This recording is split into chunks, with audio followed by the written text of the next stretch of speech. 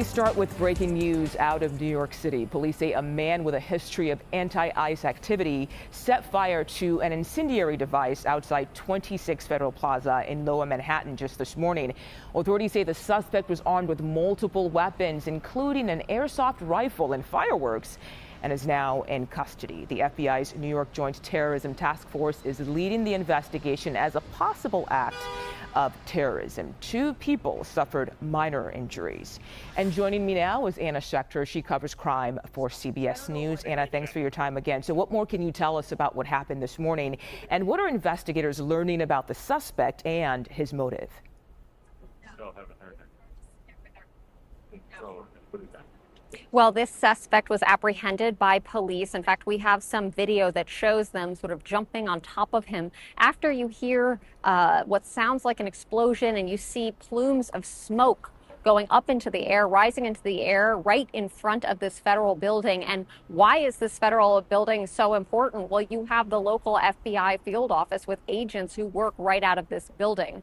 So what was the motive? You mentioned an anti-ICE attack, and that is what investigators believe is behind this motivation. And you mentioned multiple weapons. And so the Joint Terrorism Task Force is likely working with prosecutors right now to build a case against him. We haven't heard anything about charges at this time. You mentioned potential military background. We found his LinkedIn page, and he does appear to have said that he has a military background. So we are looking into exactly what that record is, and that's where we stand right now, Mugo.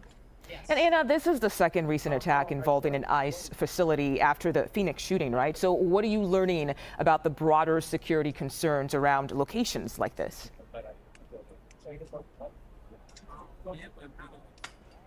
Well, law enforcement agencies around the country have been alerted by the Department of Homeland Security and others that they should be on watch for these types of attacks. We are in what's called a heightened threat environment when it comes to attacks on law enforcement, and the temperature has just been ramped up when it comes to ICE in particular, following several shootings by ICE agents. And then last year you had ICE agents targeted by a gunman in Texas. And then, of course, the shooting that you mentioned last week. So this is not happening in a vacuum. This is just the latest attack in a slew of attacks, both against targeting law enforcement, but then also, of course, often those are in response to ICE shootings, Mugo.